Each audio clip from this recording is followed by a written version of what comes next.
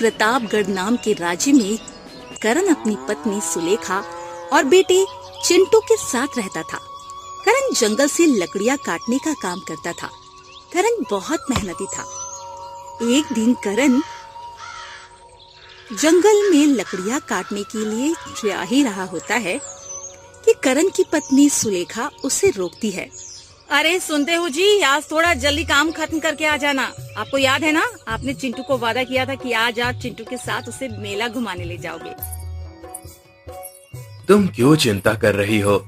मैं समय से आ जाऊंगा और चिंटू और तुम्हें मेला घुमाने भी ले जाऊंगा। अच्छा ठीक है, अब जाऊं? ठीक है, जाइए। फिर करण अपने काम पे चला जाता है। करण जंगल में जाकर लकड़ियां काटता है। कुछ देर बाद शाम होने ही वाली थी। अब मुझे घर जाना चाहिए। मुझे सुलेखा और चिंटू के साथ मेला घूमने भी तो जाना है। मेरा चिंटू बहुत खुश हो जाएगा। आज उसे उसके पसंद के खिलौने भी दिला दूंगा। फिर करण अपने घर की तरफ चलने लगता है। थोड़ी दूर चलने पर उसकी आंख पर आकर एक रोशनी सी पड़ती है। अरे ये इतनी तेज रोशनी कहाँ से आ रही है? फिर करण की नजर पास में पड़े एक बड़े से पेड़ के पास जाती है। वहाँ पर पेड़ के नीचे ही एक बहुत सुंदर सा शीशा पड़ा था, जिसको देखते ही करण उस शीशे से बहुत बुरी तरह आकर्षित हो जाता है। वो जाकर उस शीशे को पकड़ लेता है। अरे ये शीशा कितना सुंदर लग रहा है और मैं तो इतना सुंदर लग रहा हूँ कि मेरे जितना सुंदर कोई भी नहीं होगा। करण उस शीशे में खुद को देखकर अहंकार में आ जाता है। उसे एक तरह का मोह हो जाता है कि उससे सुंदर और अच्छा कोई नहीं है। उसकी आंखों में अजीब सी चमक थी। ऐसा लग रहा था वो किसी के वश में हो। करण अपनी लकड़ियां वहीं छोड़कर धीरे धीरे खुद को उस शीशे में निहारते हुए अपने घर की तरफ उस शीशे को लेके जा रहा था। रास्ते में चलते चलते वो खुद की ही तारीफ कर रहा होता है। मैं कितना अच्छा लग रहा हूँ और जितना मैं सुंदर लग रहा हूँ उससे ज्यादा सुंदर तो ये शीशा लग रहा है। इतना सुंदर शीशा कोई कैसे इस तरफ फेंक सकता है? करण कुछ देर बाद अपने घर पहुँच जाता है। घर पहुँचने के बाद करण जाकर उस शीशे को अपने सामने रखे टेबल पे रख देता है और खुद को उस शीशे में निहारने लगता है। इतने में करण का बेटा चिंटू आकर करण से कहता है, पापा आप आ गए। पापा आपने बोला था कि आज आप भी मम्मी और मेरे साथ मेला घूमने चलोगे। चलो ना पापा, तैयार हो जाओ, शाम होने वाली है। करण उस शीशे से इतना मोहित हो गया कि उसे अपने बेटे का कोई ध्यान ही नहीं रहा। करण सिर्फ उस शीशे को देखकर मन ही मन मुस्कुरा रहा था। पापा कुछ तो बोलो, आप चल रहे हो ना? जल्दी से तैयार हो जाओ ना पापा। पापा। चिंटू अपने पापा करण को हिला के पूछता है, पापा क्या हुआ आपको? कुछ बोल क्यों नहीं रहे हो? करण अपने बेटे से बहुत बुरी तरह परेशान हो जाता है क्योंकि करण शांति से उस शीशे को देख ही नहीं पा रहा था। करण अपने बेटे चिंटू पर चिल्लाता है, क्या तमाशा लगा रखा है? मैं नहीं जा रहा कहीं भी। दिमाग खराब कर रखा है, चैन से बैठने भी नहीं दिया। ये सब सुनकर चिंटू रोने लगता है। पापा आपने तो वादा किया था। आपको क्या हो गया है पापा? आप ऐसा क्यों कर रहे हो? ये सब सुनकर करण की पत्नी सुलेखा बाहर आती है और कहती है, ये सब क्या हो रहा है? चिंटू बेटा क्यों रो रहे हो? क्या हुआ? मम्मी पापा पता नहीं क्यों मुझ पर गुस्सा कर रहे हैं। मैंने तो बस पापा को बोला था कि मुझे मेला घुमाने ले चलें, लेकिन वो मुझ पर चिल्लाने लगे। बेटा ऐसा कैसे हो सकता है? चलो छोड़ो, तुम जाओ अंदर, मैं तुम्हें लेके चलूंगी मेला घुमाने। शायद तुम्हारे पापा थक गए होंगे। चलो चलो अब अंदर जाओ। सुलेखा जाके करण को कहती है, क्या हुआ जी, आप ऐसे क्यों कर रहे हो? आप बेचारे चिंटू से इतने गुस्से से क्यों बात कर रहे हो? चिंटू बच्चा है, क्या हुआ आपको? मैंने बोला ना यहाँ से जाओ। क्यों परेशान कर रहे हो? तुम मुझे शांति से खुद को देखने भी नहीं दे रहे हो। निकल जाओ यहाँ से। सुलेखा सोच में पड़ जाती है क्योंकि करण ने आज तक उससे कभी भी इस तरह बात नहीं की थी। सुलेखा की नजर उस मन मोहित शीशे पर पड़ती है। सुलेखा सोचने लगती है। ये शीशा किसका है? बहुत सुंदर लग रहा है। इतना सुंदर शीशा मैंने आज तक नहीं देखा। सुलेखा उस शीशे के मोह में फंसे इससे पहले सुलेखा का बेटा चिंटू उसके पास आके उसे बोलता है, मम्मी चलो जल्दी, समय हो गया है। हाँ बेटा, चल मैं आ रही हूँ। फिर सुलेखा अपने बेटे चिंटू के साथ उसे मेला घुमाने लेकर जाती है, लेकिन करण अभी भी बैठकर उस मनमोहित शीशे में खुद को निहार रहा था। करण मन ही मन बहुत खुश हो रहा था। तभी अचानक से उस शीशे में से एक आवाज आती है।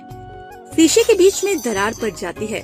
उस शीशे में से एक जादूगरनी निकलती है, जो कि बहुत डरावनी लग रही थी। उसकी आंखें एकदम लाल लग रही थी। ये सब क्या हो रहा है? कौन हो तुम? तुम इस शीशे के मोह में फंस गए हो। अब देखो कैसे एक एक करके तुम सबको मारूंगी। मैं इस पूरे गांव का नाश कर दूंगी। मुझे छोड़ दो, मैंने तुम्हारा क्या बिगाड़ा है? तेरी सबसे बड़ी गलती तो यही है कि तू इस शीशे के मुंह में फंस गया, और अब मैं तेरा और तेरे प्यारे गांव का नाश कर दूंगी। तुम चाहती क्या हो?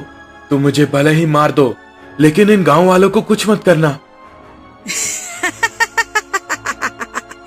कितना सोचते हो ना तुम एक दूसरे के बारे में, लेकिन इन सब का कोई फायदा नहीं, क्योंकि तुम सब मेरे हाथों ही मरोगे। बच्चा हो चाहे बड़ा, मैं किसी को नहीं छोड़ूंगी। तुम सबको इस मनमोहित शीशे में कैद कर दूंगी, फिर तुम्हारी जिंदगी नरक बना दूंगी। तुम सब तड़पोगे।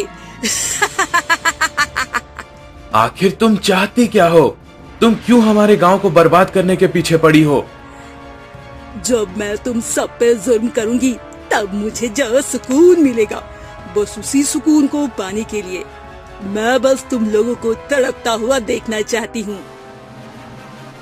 फिर जादूगरनी अपनी शक्तियों से करण के साथ उस शीशे में चली जाती है, और जादूगरनी करण को उस मनमोहित शीशे में कैद कर देती है। उस समय बाद करण की पत्नी और बेटा चिंटू मेले से आ जाते हैं। जब वो घर आते हैं तो घर पे करण को ना पाकर परेशान हो जाते हैं। अरे चिंटू के पापा कहाँ चले गए? घर पे तो नहीं है। अगली सुबह तक ये बात पूरी तरह से गांव में फैल जाती है। गांव के लोग परेशान हो जाते हैं कि आखिर करण कहाँ जा सकता है, क्योंकि किसी ने भी करण को कहीं जाते हुए नहीं देखा था। कुछ गांव वाले आपस में चर्चा कर रहे थे कि आखिर करण कहाँ चला गया। अरे कल मैंने करण को देखा था, वो कुछ हाथ में लेकर घर की तरफ जा रहा था। उसके बाद मैंने करण को नहीं देखा। भाई साहब, कल चिंटू को लेके मेला घुमाने गई थी। जब आई तो वो घर पे थे ही नहीं। तो तुम लोग अकेले क्यों गए थे करण को छोड़ के? भाई साहब, मैंने उन्हें बोला था, लेकिन उन्होंने मना कर दिया। मुझे लगा थक गए होंगे, इसीलिए नहीं जा रहे। और चिंटू ने भी बोला था उन्हें साथ में चलने को, लेकिन उन्होंने साफ मना कर दिया। गांव के लोगों को और सुलेखा को कुछ समझ नहीं आ रहा था, आखिर करण गया तो कहाँ गया। कुछ समय बाद दोपहर में सुलेखा अपने बेटे चिंटू के साथ अपने घर में बैठी हुई थी। तब उसके घर में उसी गांव का जमींदार आता है। अरे जमींदार जी, आपको कुछ काम था क्या? नहीं, मुझे कोई काम नहीं था। वो मैं यहीं से जा रहा था, सोचा कि थोड़ा हाल चाल पूछ लूं। करण अभी भी नहीं आया क्या? नहीं जमींदार जी, वो अभी भी नहीं मिले। पता नहीं कहाँ चले गए हैं, कुछ समझ नहीं आ रहा है मेरी। जमींदार सुलेखा से बातें कर ही रहा होता है, तभी उसकी नजर उस मनमोहित शीशे पे पड़ती है। वो उस शीशे के मुंह में फंसने लगता है। अच्छा ठीक है, मैं चलता हूँ। अगर तुम्हें करण के बारे में कुछ पता चले तो जरूर बताना। जी जमींदार जी, मैं आपको जरूर बताऊंगी। कुछ देर बाद जमींदार अपने घर पे बैठ के उस मनमोहित शीशे के बारे में सोच रहा होता है। अरे करण के घर में जो शीशा था, कितना सुंदर लग रहा था। शीशे तो मैंने बहुत देखे हैं, लेकिन उस शीशे को देख के मुझे अलग सा ही एहसास हुआ। जी तो कर रहा है कि उस शीशे को कैसे भी करके अपने पास ले आऊं। जमींदार पूरी तरह से तो नहीं, लेकिन थोड़ा थोड़ा उस मनमोहित शीशे की जादूगरनी के वश में हो गया था, क्योंकि उसकी आंखों की वो चमक साफ जाहिर कर रही थी। अब जमींदार भी जादूगरनी के वश में है। मैं आज रात को ही करण के घर में से उस शीशे को चुरा लूंगा। क्योंकि मैं अब उस शीशे को नहीं छोड़ने वाला। मुझे किसी भी कीमत पे वो शीशा चाहिए। जमींदार किसी भी कीमत में उस मनमोहित शीशे को अपना बनाना चाहता था। कुछ समय बाद सुलेखा अपने घर में बैठी हुई करण को याद कर रही होती है। तभी उसको ध्यान आता है उसका बेटा चिंटू इतना शांत क्यों है। वो जाकर देखती है। चिंटू उसी मनमोहित शीशे के सामने बैठा हुआ था और मन ही मन मुस्कुराते हुए खुद को उस शीशे में निहार रहा होता है। चिंटू बेटा, यहाँ क्या कर रहे हो? चलो चल के खाना खाओ, बहुत देर हो गई है। अब चलो जल्दी। सुलेखा देखती है चिंटू पे उसकी बातों का कोई फर्क नहीं पड़ रहा होता है। सुलेखा सोच में पड़ जाती है। आखिर इस शीशे में है क्या? चिंटू के पापा भी ऐसे इस शीशे के सामने बैठे थे और वो भी इसी तरह मुस्कुरा रहे थे। सुलेखा ये सब कुछ सोच के परेशान होने लगती है। तभी उस शीशे में दरार आ जाती है और वही जादूगरनी शीशे से निकलती है।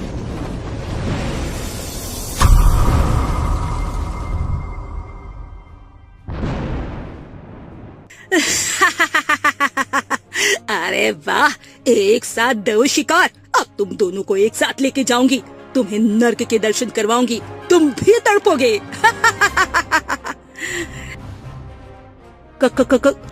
कौन हो? आखिर क्या चाहती हो तुम हमसे? और मेरे पति को तुम ही लेके गई हो ना? मेरे पति को वापस भेज दो, मैं नहीं रह सकती उनके बिना। हाँ, तेरे पति को ही मैं लेके गई हूँ। तेरे पति से अपनी गुलामी करवा रही हूँ। और अब ना धीरे धीरे इस पूरे गांव को अपना गुलाम बनाऊंगी। इस मनमोहित शीशे में क्या करूंगी।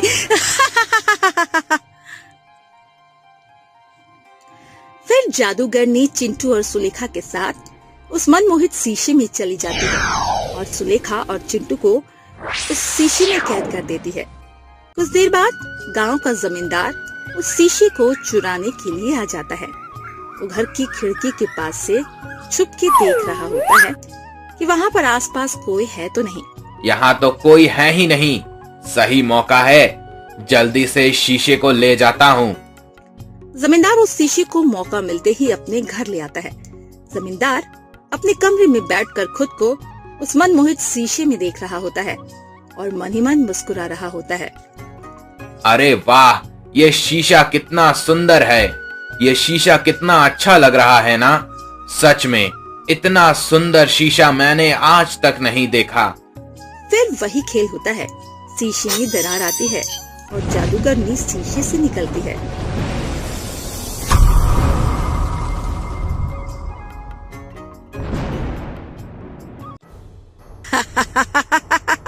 जमींदार, तू भी इस शीशे के मोह में फंस गया। अब तू भी मेरे इस मनमोहित शीशे में हमेशा के लिए कैद हो जाएगा। अब देख कैसे मैं इस गांव का नाश करती हूँ। नहीं, मुझे छोड़ दो मुझे। गलती हो गई मुझसे। अब तू भी फंस गया। तेरा अच्छा समय चला गया। अब तू मेरे जाल में फंस गया है। फिर जादूगरनी जमींदार को भी उस मनमोहित शीशे में कैद कर देती है। लेकिन ये सारा नजारा खिड़की से उस जमींदार का नौकर रामू देख लेता है। लेकिन ये बात जादूगरनी को नहीं पता थी। अगली सुबह जब गांव वालों को ये सारी बातें पता चलती है, तब वो लोग आपस में चर्चा कर रहे होते हैं। ये सब क्या हो रहा है? आखिर गांव के लोग कहाँ गायब हो रहे हैं? अब तो हमारे गांव के जमींदार भी पता नहीं कहाँ चले गए। गांव के लोग आपस में चर्चा कर ही रहे होते हैं। तभी उनकी तरफ भागते हुए जमींदार का नौकर राजू आता है और बोलता है, गांव वालों, ये सब उस शीशे की वजह से हो रहा है। आप लोगों ने ध्यान तो दिया ही होगा कि जहाँ से लोग गायब होते हैं वहाँ पर वो शीशा तो होता ही है। तुम इतने यकीन के साथ कैसे कह सकते हो कि ये सब कुछ उस शीशे की वजह से हो रहा है? और आखिर किसी शीशे से भला ये सब कुछ कैसे ही संभव है? भाई, मैंने खुद अपनी आंखों से देखा है ये सब कुछ। मैं जमींदार जी के घर की खिड़की से सब कुछ देख रहा था। राजू सभी गांव वालों को सारी बातें बताता है। राजू सबको उस जादूगरनी के बारे में भी बताता है। तुमने ये सब कुछ कब देखा था? भाई, मैंने ये सब कुछ रात के समय देखा था, जमींदार जी के घर में से। भाई, तुम्हें तो शाम के 7 बजे के बाद दिखाई नहीं देता ना? हाँ भाई, लेकिन मैंने सच में ये सब कुछ देखा था। मुझे थोड़ा धुंधला सा तो दिख रहा था, लेकिन मुझे पूरा विश्वास है मैंने ये सब कुछ सच में देखा था। भाई ये सब कुछ तुम्हारे आंखों का धोखा है, बस ऐसा कुछ नहीं है। राजू गांव वालों को समझाने की बहुत कोशिश करता है, लेकिन किसी को उस पर विश्वास नहीं होता। धीरे धीरे ऐसे ही बहुत सारे लोग गांव से गायब होने लगे। अब गांव वाले राजू की बात को धीरे धीरे सच मानने लगे। गांव के लोग आपस में चर्चा करते हुए, अब मुझे भी लगने लगा है कि राजू सच बोल रहा है, क्योंकि मैंने ध्यान दिया कि जहाँ पे भी ऐसी कोई घटना होती है वहाँ हर जगह ये शीशा होता ही है। हाँ भाई, मुझे भी कुछ ऐसा ही लगता है। मैंने हर बार ध्यान दिया है इस बात पे कि हर बार ये शीशा तो होता ही है। हाँ भाई साहब, मुझे भी ऐसा ही लगता है। जरूर इस शीशे में ही कुछ खोट है। भाई, मैंने तो आप लोगों को बोला ही था, लेकिन आप लोगों ने ही मुझ पर विश्वास नहीं किया। भाई, हम लोगों से गलती हो गई है जो हमने तुम पे विश्वास नहीं किया। लेकिन अब आप लोग ये सोचो कि कैसे इस समस्या का समाधान होगा। बगल में वही मनमोहित शीशा रखा होता है और ये सारी बातें शीशे में से जादूगरनी सुन लेती है। फिर शीशे में एक दरार आती है और उसमें से वही दुष्ट जादूगरनी निकलती है।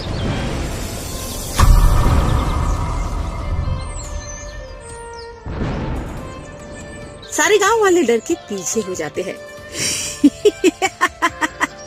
अगर तुम सबको पता चल गया हो तो लो, मैं आ गई तुम सबको इस मनमोहित शीशे में कैद करने। तुम सबसे अपनी गुलामी करवाऊंगी और जब तुम सब तड़पोगे तब मुझे जो सुकून मिलेगा।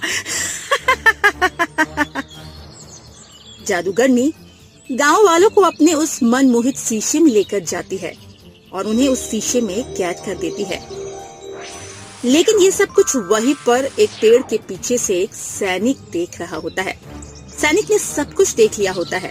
सैनिक जल्दी से जाकर ये सारी बातें राजा को बताता है। ये सब क्या हो रहा है? हम लोगों को कैसे भी करके जल्दी से उस शीशे और उस दुष्ट जादूगरनी का अंत करना होगा, नहीं तो वो दुष्ट जादूगरनी हमारे गांव वालों का नाश कर देगी। मंत्री जी, आप जल्दी जाइए और राजगुरु जी को बुलाइए। जी महाराज, मैं अभी जाता हूँ। मंत्री राजगुरु को जल्दी से बुला कर लाते हैं। महाराज राजगुरु को सब कुछ अच्छे से समझाते हैं। राजगुरु जी, उस शीशे और जादूगरनी का अंत कैसे होगा?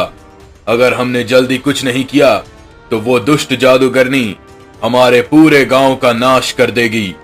वो धीरे धीरे गांव के सारे लोगों को उस शीशे में कैद कर रही है। राजगुरु अपनी दिव्य शक्तियों से उस शीशे के पीछे छुपी सच्चाई को जानने की कोशिश करते हैं। नहीं, यह ऐसा नहीं हो सकता है।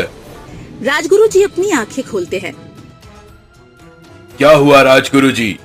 आप इतना परेशान क्यों हो गए? महाराज, ये शीशा एक अदृश्य ग्रह से होते हुए यहाँ आया है और वो जादूगरनी कोई मामूली नहीं है। उसे काबू में लाना थोड़ा मुश्किल है, लेकिन मैं अपनी तरफ से पूरी कोशिश करूंगा। अब जो करना है मुझे करना है। राजगुरु हवन की तैयारी करने लगता है। कुछ देर बाद राजगुरु हवन शुरू कर देते हैं। राजगुरु आंखें बंद करके मन में कुछ मंत्र गुनगुनाने लगते हैं।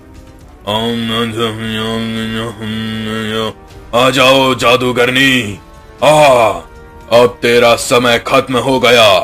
बहुत नाश कर लिया तूने सबका। राजगुरु कुछ मंत्र फूंकते हैं और उनके सामने वो मनमोहित शीशा प्रकट हो जाता है। अब मैं तेरा नाश करूंगा। बस अब तेरा खेल खत्म। अब तू खुद इस शीशे से बाहर निकलेगी कि मैं निकालूं तुझे। जल्दी निकल। जादूगरनी उस शीशे से नहीं निकलती तो राजगुरु अपनी कलश से जल निकालते हैं और उस मनमोहित शीशे पे फेंक देते हैं। तब जादूगरनी उस शीशे से निकलती है।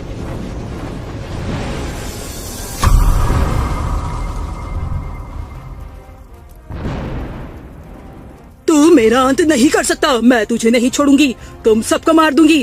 छोड़ दो मुझे, नहीं तो तुम लोग मारे जाओगे। मुझे कोई नहीं मार सकता। चुप। अब तेरा खेल खत्म। तूने बहुतों का नाश किया, अब मेरी बारी है। अब मैं तेरा नाश करूंगा। राजगुरु एक भभूति जादूगरनी के ऊपर फेंकते हैं। राजगुरु जादूगरनी को उसी शीशे में कैद कर देते हैं। सभी गांव वाले जिन्हें उस दुष्ट जादूगरनी ने कैद किया था, वो सारे आजाद हो जाते हैं। राजगुरु अपनी शक्तियों से उस शीशे को अंतरिक्ष की तरफ भेज देते हैं, लेकिन वो शीशा एक नारियल के पेड़ में जाके अटक जाता है। अगर आप सबको ये कहानी पसंद आती है तो हम इसका नेक्स्ट पार्ट भी बनाएंगे और हमें कमेंट में बताएं आपको ये कहानी कैसी लगी और इसका नेक्स्ट पार्ट भी लाएंगे। धन्यवाद।